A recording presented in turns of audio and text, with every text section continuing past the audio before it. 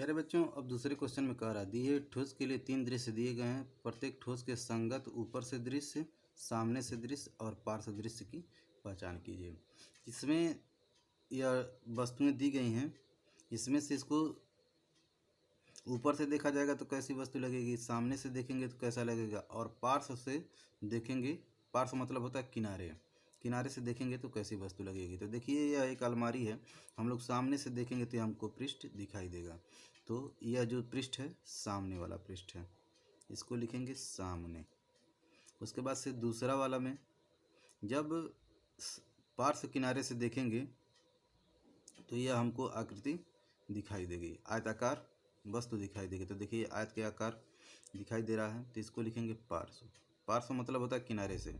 अब एक आकृति बची हुई ऊपर से देखेंगे तो देखिए यह भी एक छोटी सी आयताकार आकृति दिखाई देगी, इसको लिख देंगे ऊपर। अब इसके बाद से यह माचिस का डिब्बा दिया है, ऊपर से देखेंगे तो मछली वाला दिखाई देगा, सामने से देखेंगे तो यह आकृति दिखाई देगी, और पार्श्व किनारे से देखेंगे तो माचिस जिससे तिल्ली जलाया जाता है वह दिखाई देगा। तो यह पार्श्व हो जाएगा। और यह देखिए ऐसे मिल रहा है तो यह सामने हो जाएगा, और ऊपर मछली वाला ऊपर हो जाएगा। अब इसके बाद से यह एक टेलीविज़न दिखाई दे रहा है, तो टेलीविज़न सामने से देखेंगे तो यह इसका स्क्रीन दिखाई देगा, तो इसका स्क्रीन हो गया सामने।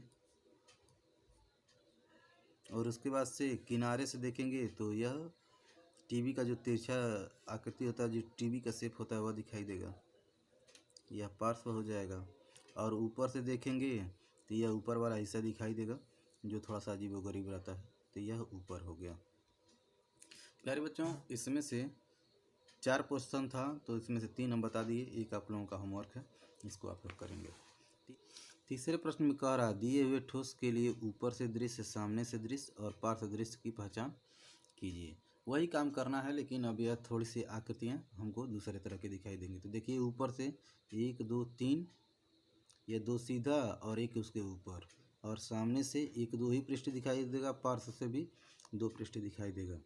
तो इसको हम लोग कहेंगे, देखिए 1 2 3, तो यह हो जाएगा ऊपर, और यह 2 है, एक यह भी 2 है, एक यह भी 2 है। तो इसमें पार्श्व पृष्ठ कहेंगे, किसी को भी पार्श्व कह सकते हैं और किसी को भी सामने कह सकते हैं, कोई फर्क नहीं है। अब इसके बाद से यह आकृति दिखाई दे रही है, तो 3 सीधी और एक इसके ऊपर दिखाई देगी, तो ऊपर हो जाएगा। और 1 2 3 3 सीधी लाइन में दिखाई देंगी तो वह सामने से हो जाएगा, और किनारे से देखेंगे तो 1 और 2 आकृति दिखाई देगा, इसको हम लोग समझ लेंगे। तो देखिए 1 और 2 ये आकृतियाँ और ये आकृतियाँ दिखा रहा है, तो यह हो जाएगा पार्श्व। उसके बाद से सामने से जब देखा जाएगा तो 1 2 3 दिखाई देगा, तो यह सामने हो गया। फिर उसके बाद से 1 2 3 4, 3 सीधी और एक उसके ऊपर, तो 3 सीधी और एक उसके ऊपर है या नीचे है, ऊपर हो जाएगा। अब इसके बाद से इसमें दिखाना है, इसमें जब दिखाना रहेगा तो ऊपर से देखेंगे तो क्या क्या हमको दिखाई देगा, एक आकृति यह दिखाई देगी और एक यह, यानी कि 2 आयताकार आकृति जब दिखाई देगी तो कह देंगे ऊपर से। देखिए 2 दिखाई दे रहा है, इसको कह दीजिए ऊपर से। फिर सामने से जब देखा जाएगा, सामने से तो 1 2 3 और बीच वाले में से एक आकृति और जुड़ी हुई है, ऐसी जब रहेगी तो देखिए यह हो गया सामने से। अब ऊपर से हो गया, सामने से हो गया, तो पार्श्व किनारे के लिए यही बचा है। तो देख लें, सामने से देखेंगे, किनारे से देखेंगे तो एक यह दिखाई देगा, यह दिखाई देगा और यह दिखाई देगा, तो यह हो जाएगा पार्श्व। अब इसके बाद से इसमें 2 प्रश्न और बचे हुए हैं। प्यारे बच्चों, यह आप लोगों के होमवर्क के लिए है, इसको आप लोग खुद करेंगे।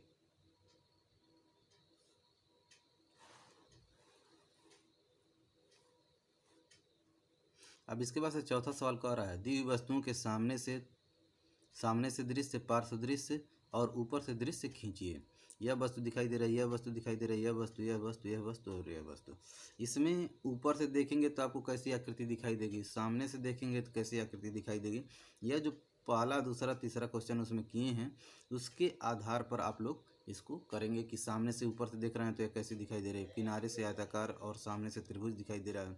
ऊपर से देख रहे हैं तो आयत दिखाई दे रहा है, सामने से देख रहे हैं तो ये आयत के आकार की वस्तु दिखाई दे रही है। इसमें यह सब जो देख रहे हैं उसी को आकृति को बनाना है। इसको आप लोग खुद बनाएंगे। अब इसके बाद से एक्सरसाइज नंबर 10.2 कह रहा है, एक नगर के दिए हुए मानचित्र को देखिए, निम्नलिखित प्रश्नों के उत्तर दीजिए। इस मानचित्र में इस प्रकार रंग भरिए, नीला जल, लाल फायर स्टेशन। जहाँ जहाँ जल है उसको नीला करना है। तो अब इस पर देखिए जल कहाँ पर है, ये झील है, पानी रहता है, तो यहाँ पर क्या करें, नीला कर दें।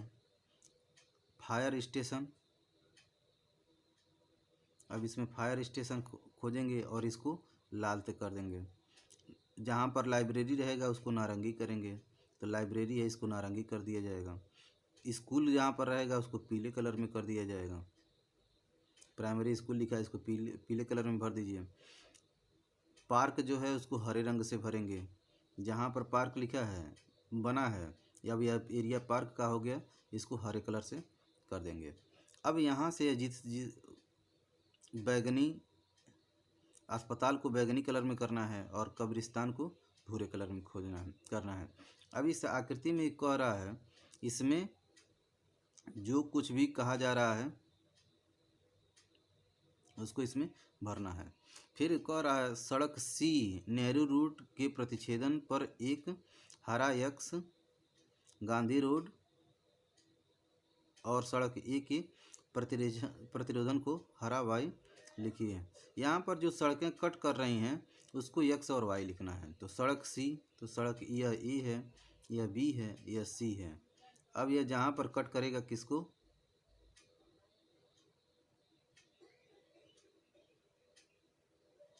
सड़क सी नेहरू रोड का प्रतिच्छेदन, सड़क सी यह हो गया। अब देखिए नेहरू रोड को कहाँ पर कट कर रहा है, यह शास्त्री रोड है या नेहरू रोड है। तो इसको क्या करेंगे, हरे कलर में एक्स लिखेंगे, यहाँ पर एक्स बनाएंगे और इसको हरे कलर में लिख देंगे। फिर कह रहा है, गांधी रोड और सड़क ए के प्रतिच्छेदन को वाई लिखे। गांधी रोड देखिए कहाँ पर है, यह गांधी रोड हो गया। और सड़क ए यह कट रहा है, इसको हरा वाई, यहाँ पर वाई बनाएंगे और हरे कलर से बना देंगे। लाइब्रेरी से बस डिपो तक एक छोटा सड़क मार्ग लाल रंग से खींचिए। अब देखें यहाँ पर लाइब्रेरी यहाँ पर है और बस डिपो देखें कहाँ पर है, यहाँ पर है। तब यहाँ पर बहुत ढेर सारी सड़कें जा रही हैं, तो किसी एक सड़क को क्या करें आप, जिस रंग में कह रहा, लाल रंग में खींचने के लिए कह रहा, तो खींच दीजिए। यहाँ से आपको लाल कलर यहाँ से लेकर के यहाँ तक, ये बस डिपो है, यहाँ तक के सड़क को लाल कलर में पेंट कर देना है। कौन कौन अधिक पूर्व में है, सिटी पार्क या बाजार। प्यारे बच्चों, यह उत्तर है, यह दक्षिण है, यह पूरब है और यह पश्चिम है। अब इसके बाद से कौन कौन अधिक पूर्व में है, सिटी पार्क या बाजार। तो अब देखिए बाजार कहाँ पर है, यह बाजार है। और सिटी पार्क कहाँ पर है, सिटी पार्क यहाँ पर है। तो पूरब किस तरफ, यह सिटी पार्क है। कौन कौन अधिक दक्षिण में है, तो दक्षिण कौन सा है, यह दक्षिण है। प्राइमरी स्कूल या सीनियर सेकेंडरी स्कूल, तो जैसे इसको किए हैं इसको उसी तरह से आप लोग करेंगे उसको। फिर कह रहा है, उचित पैमाने और विभिन्न वस्तुओं के संकेतों का प्रयोग करते हुए अपनी कक्षा के कमरे का मानचित्र बनाइए। आप अपने कमरे को, जैसे आप जिस क्लास में पढ़ते हैं उस क्लास को बना सकते हैं, या तो आपका घर जैसे है, घर का जो कमरा है उसमें जैसे अलमारी है, अपने क्लासरूम को बना रहे हैं तो अलमारी है, ब्लैक बोर्ड है, डेस्क बेंच है, उसको एक किनारे से बनाएंगे कि आपको दिखाई दे कि यह कमरे में यह सब वस्तुएं दी गई हैं। तो यह सब आप अपने करेंगे। कर उचित पैमाने और विभिन्न विशेषताओं वस्तुओं जैसे खेल का मैदान, मुख्य भवन, बागीचा इत्यादि के लिए संकेतों का प्रयोग करते हुए अपने विद्यालय परिसर का एक मानचित्र खींचिए। अपने विद्यालय में, जैसे अपने विद्यालय को सामने से देखेंगे तो आपका विद्यालय कैसा दिखाई देगा, उसको देखते हुए उसका फिगर बनाना है। उसमें फील्ड भी होना चाहिए, क्लास स्कूल की बिल्डिंग जो है वह दिखाई देना चाहिए। इसको इस तरह से बनाएंगे तो बहुत बढ़िया से बनाने का प्रयास करेंगे। प्यारे बच्चों, आप लोग इसको कर सकते हैं। अपने मित्र के मार्गदर्शन के लिए एक मानचित्र खींचिए ताकि वह आपके घर बिना किसी कठिनाई के पहुंच सके।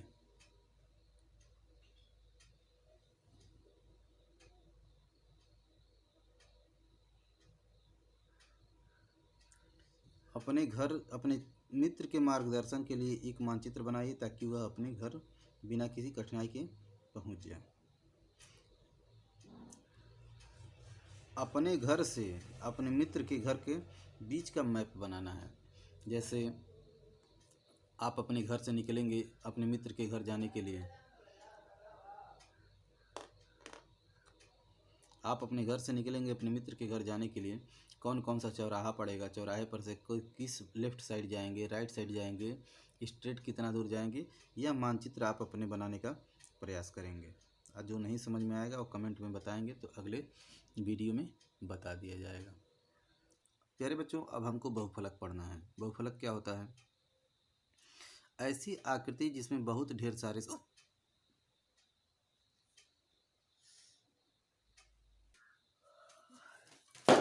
प्यारे बच्चों, अब हमको बहुफलक पढ़ना है। तो बहुफलक एक ऐसी आकृति होती है जिसमें बहुत ढेर सारे सतह होते हैं। जैसे यह देखिए, यह एक माचिस का डिब्बा है। जैसे प्यारे बच्चों इसको देखें, यह बॉक्स जो दिखाई दे रहा है, यह सतह 1 2 3 4 5 6 सतह इसमें हैं, तो इसको बहुफलक कहेंगे। लेकिन प्यारे बच्चों यह देखें, यह जो सिलेंडर है, यह गेंद है और यह शंकु है। गेंद को थोड़ा सा देखा जाए तो गेंद में सतह होता ही नहीं है, इसलिए उसको बहुफलक नहीं कहेंगे। यह जो सिलेंडर होता है, सिलेंडर का मतलब होता है बेलन, बेलन में भी कोई सतह नहीं होता है। बेलन को समझने के लिए यह पेज है, इसको आप क्या करें, इस तरह से मोड़ लें। घर में जितने पाइप होते हैं ये सब बेलन होते हैं। इस तरह से है, इस तरह से यह जो आकृति दिखाई दे रही है इसमें देखिए सतह है ही नहीं। यह जो होता है इसको वक्र पृष्ठ बोला जाता है, और यह सतह नहीं है, यह वक्र है। यह जो आकृति दिखाई दे रही है वक्र है। सतह का मतलब समतल होना चाहिए। तो इस तरह से बहुफलक में बहुत ढेर सारे सतह होना चाहिए और सतह समतल होने चाहिए। तो यह सब आकृतियाँ जो दिखाई दे रही हैं बहुफलक हैं। देखिए इसमें डिब्बे को लेकर के बताए हैं, यह माचिस का डिब्बा है, यह गेंद है और यह सिलेंडर है और यह शंकु है। प्यारे बच्चों, अब हम लोग समबाहुफलक पढ़ेंगे। समबाहुफलक क्या होता है? ऐसी ठोस आकृति, ठोस या खोखली आकृति है जिसमें सभी शीर्षों पर मिलने वाले फलकों की संख्या समान होती है और उसके सम्मुख फलक सर्वांगसम होते हैं।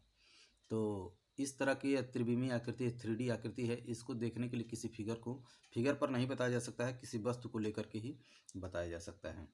अब देखें,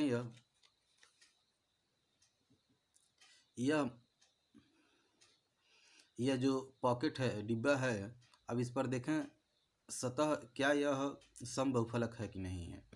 अब देखें यह जो शीर्ष है इस पर कितने फलक मिल रहे हैं? एक फलक यह मिल रहा है, एक फलक यह मिल रहा है और एक फलक यह मिल रहा है। तो इस पर 3, इस पर देखें 1 2 3, इस पर भी 3 फलक, इस पर भी 3 फलक। अब इस साइड देखें, इस शीर्ष पर यह फलक और यह फलक 3 मिल रहा है। इस पर 1 2 3 और इस पर 1 2 3 फलक मिल रहे हैं। अब देखिए यह जो आकृति है क्यूब की तरह क्यूबाइड की तरह से है, घनाभ की तरह से है। इस पर प्रत्येक शीर्ष पर 3 फलक आकर के मिल रहे हैं और इसके सम्मुख सतह देखिए, यह सतह और यह सतह आपस में सर्वांगसम है। सर्वांगसम का मतलब होता है सर्व अंग सम, तो यह सर्वांगसम की तरह से हो जाएगा। अब जब ऐसी आकृति रहेगी तो उसको कहेंगे कि यह समबाहुफलक है, और जब ऐसी आकृति नहीं रहेगी तो कह देंगे कि यह समबाहुफलक नहीं है। तो यह देखें, यह जो आकृति है यह भी समबाहुफलक है। समबाहुफलक का मतलब यह है कि आमने सामने के सतह सर्वांगसम होने चाहिए और सभी शीर्षों पर समान बहुफलक आकर के मिलने चाहिए। अब यह देखिए, यह जिगजैग आकृति है, यह सम बहुफलक नहीं है। अब किसी बहुफलक को प्रिज्म कब कहेंगे? अब ऐसा कोई बहुफलक है जिसके ऊपरी सतह और निचली सतह सर्वांगसम हो और अन्य फलक जो बच रहे हैं वह समांतर बहुभुज होना चाहिए। तो जैसे देखें, इसमें यह जो आकृति दिखाई दे रही है, यह फलक और यह फलक इसका सर्वांगसम है, बराबर है। और बाकी जो फलक हैं, यह भी वर्ग है, यह भी वर्ग है, यह आयत है और यह एक आयत है। तो घनाभ रहेगा और घन रहेगा तो वह प्रिज्म होता है। अब इसके बाद से पिरामिड कह रहा है। पिरामिड का मतलब यह होता है, अब उसका एक पिरामिड ऐसा होता है जिसका आधार आयताकार होता है, एक त्रिभुजाकार होता है, और शेष सतहों पर त्रिभुज की तरह से जैसे छप्पर बनता है उसी तरह से बना रहता है, तो उसको पिरामिड कहा जाता है।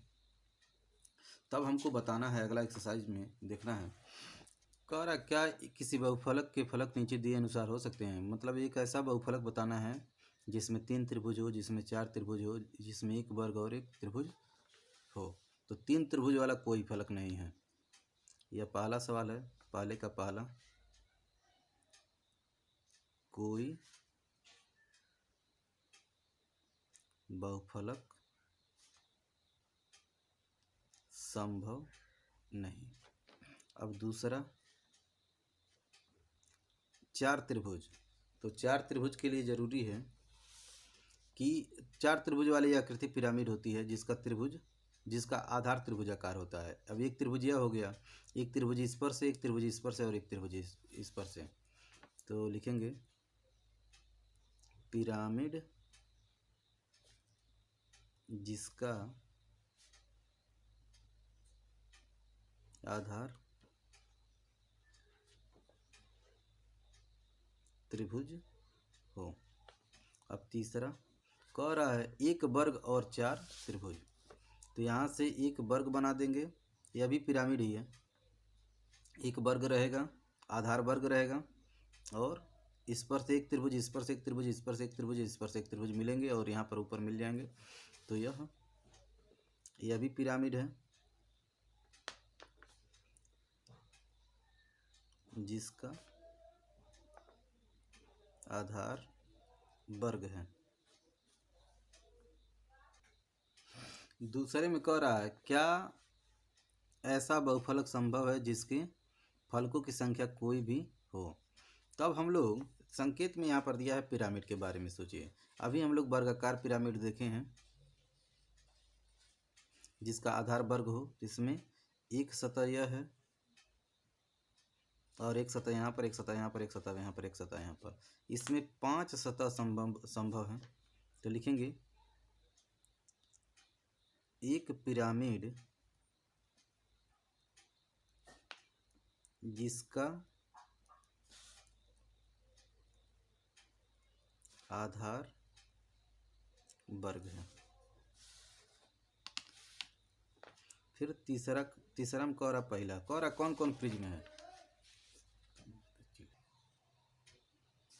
तीसरे में कह रहा क्या निम्नलिखित में से कौन कौन प्रिज्म है। प्रिज्म होने के लिए ज़रूरी है कि आमने सामने के सतह सर्वांगसम होने चाहिए और बाकी जो फलक हैं वह समांतर चतुर्भुज होना चाहिए। तो देखिए यह कील है, यह कील की तरह से है, तो इसके आमने सामने की सतह सर्वांगसम नहीं है। यह सतह चपटी है और यह सतह नुकीली है, इसलिए पहला प्रिज्म नहीं है। दूसरा कह रहा बिना छिली हुई पेंसिल। प्यारे बच्चों, जब बिना छिली हुई पेंसिल रहेगी तो देखिए यह पेंसिल छिली नहीं है, यानी कि यह चीज़ यहाँ से कटा हुआ है। यह कलम है, इसको पेंसिल की तरह सपोज कर सकते हैं। तो यह सतह और यह सतह प्लेन है, सर्वांगसम हो जाएगा। और देखिए इसमें इस कलम में वाइट पट्टी बनी हुई है, ब्लैक पट्टी बनी हुई है। इसी तरह से पेंसिल में भी आकृतियाँ होती हैं। तो यह सतह समांतर चतुर्भुज की तरह से है, आयताकार है, आयत भी एक समांतर चतुर्भुज होता है। और यह ब्लैक पट्टी है। तो इस तरह से आकृतियाँ बनी रहती हैं, तो वह समांतर कहेंगे कि दोनों सतह सर्वांगसम है, सम्मुख सतह सर्वांगसम है और बाकी जो सतह हैं समांतर चतुर्भुज की तरह से हैं, इसलिए पेंसिल एक प्रिज्म होता है। तो यह प्रिज्म है, यह प्रिज्म नहीं है। अब यह देखें, आयत वर्ग, इसका आधार वर्गाकार है और शेष पिरामिड की तरह से है, यह त्रिभुज की आकृतियाँ इस पर वर्ग की भुजाओं पर हैं। तो कागज़ पर रखने का भार, यह एक प्रिज्म नहीं है, लेकिन एक बॉक्स क्यूब की तरह से है, क्यूब की तरह से है। अब यहाँ पर यह सतह देखें और यह सतह आपस में सर्वांगसम हो गया। मान लीजिए सपोज दैट इसको क्यूब की तरह से माना तब, तो यह सतह और यह सतह सर्वांगसम हो गया, और आमने सामने के जितने भी ये 4 सतह बच रहे हैं सब समांतर चतुर्भुज की तरह से हैं, इसलिए यह एक प्रिज्म हो जाएगा, यह प्रिज्म हो जाएगा। अब चौथा का पहला है, प्रिज्म और बेलन किस प्रकार एक जैसे हैं। प्यारे बच्चों, प्रिज्म की यदि भुजा को, प्रिज्म के आधार की भुजा को बहुत बढ़ाते जाएं तो यह बेलन के प्रकार हो जाएगा। इसमें क्या लिखेंगे, चौथे के पहले में लिखेंगे, प्रिज्म के आधार की भुजा जब बहुत बड़ी हो जाए तब वह बेलन के प्रकार का हो जाएगा। इसमें का दूसरा आप लोग इसी तरह से करेंगे। क्या वर्ग प्रिज्म और घन एक ही होते हैं, स्पष्ट कीजिए। यह अभी शुरुआत में फिगर देख करके बहुफलक की सहायता से बताए हैं, उसको आप लोग करेंगे। इन ठोसों के लिए आयलर का सूत्र का सत्यापन कीजिए, इसको हम बता रहे हैं। तो आयलर का सूत्र होता है, आयलर का सूत्र होता है V प्लस एफ बराबर E प्लस 2। V वर्टेक्स होता है, एफ फेस होता है और E एज होता है, यानी कि यह शीर्ष हो जाएगा, यह सतह हो जाएगा और यह भुजाओं की संख्या हो जाएगा। तो इसमें देखें सतह कितने हैं, V देखें इसके लिए कितना है। V का मतलब वर्टेक्स 1 2 3 4 5 6 7 8 तो सामने से दिखाई दे रहा है और एक ऊपर यह 9 दिखाई दे रहा है। तो इसका संगत यह है, इसका संगत यह है, इसका संगत यह है, इसका संगत यह है। तो इस वर्टेक्स को मिलाने के लिए भी एक नीचे वर्टेक्स होगा। तो कितना हो जाएगा, 1 2 3 4 और एक छिपा हुआ 5 6 7 8 9 10। तो V बराबर हो गया 10। इसके बाद से फेस की बात आएगी, सतह कितने हैं, 1 2 3 और एक 4 एक 5 एक 6 और एक 7। नीचे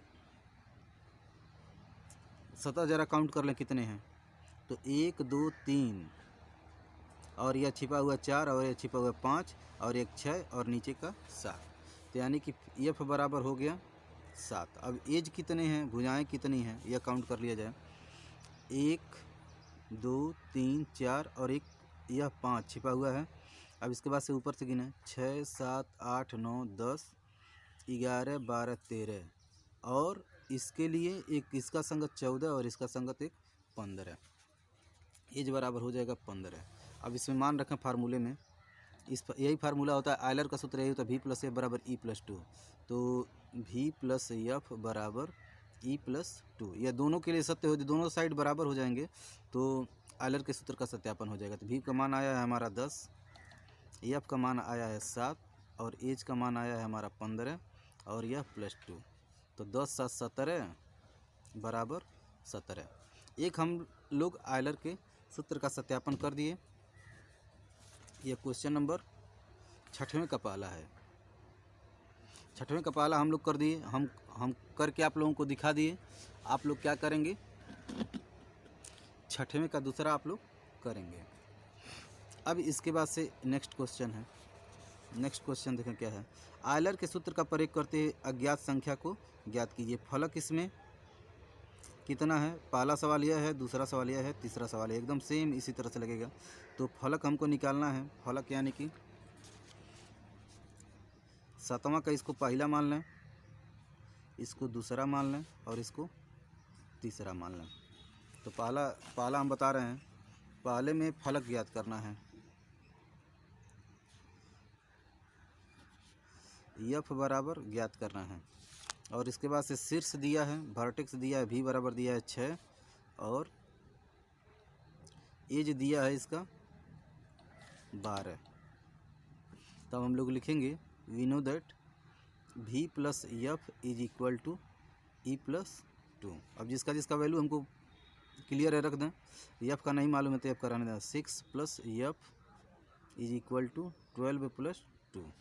अब एफ को एक साइड रहने दें और इसको ले जाएं इधर। तो 12 2 14 माइनस 6 तो यहाँ से एफ बराबर हो जाएगा 14 में से 6 जाएगा 8, तो एफ बराबर 8, यही हमारा आंसर हो जाएगा। अब इसके बाद से नेक्स्ट क्वेश्चन देखें। 7वें में से दूसरा तीसरा आप लोग करेंगे, या आप लोगों का होमवर्क है। 8वां कह रहा है क्या किसी बहुफलक के लिए 10 फलक 20 किनारे और 15 शीर्ष हो सकते हैं? यदि यह आयलर के सूत्र का सत्यापन करेगा तो हो सकते हैं, नहीं तो नहीं हो सकते हैं। तो यहाँ पर इसमें दिया है 8वें में दिया है एफ बराबर, फलक बराबर दिया है 10, वर्टेक्स बराबर दिया है 15 और एज बराबर दिया है 20। लिखेंगे we know that v plus F is equal to E plus 2। अब इसमें जिसका सबका वैल्यू रख दें, लेफ्ट साइड और राइट साइड इक्वल होना चाहिए। तो v की जगह पर 15 और f की जगह पर 10 बराबर 20 धन 2। तो 15 10 25 हो गया और 20 धन 2 हो गया, 20 धन 2 22 हो गया। तो देख रहे हैं ये दोनों बराबर नहीं हैं, तो लिख देंगे दोनों बराबर नहीं हैं, इसलिए यह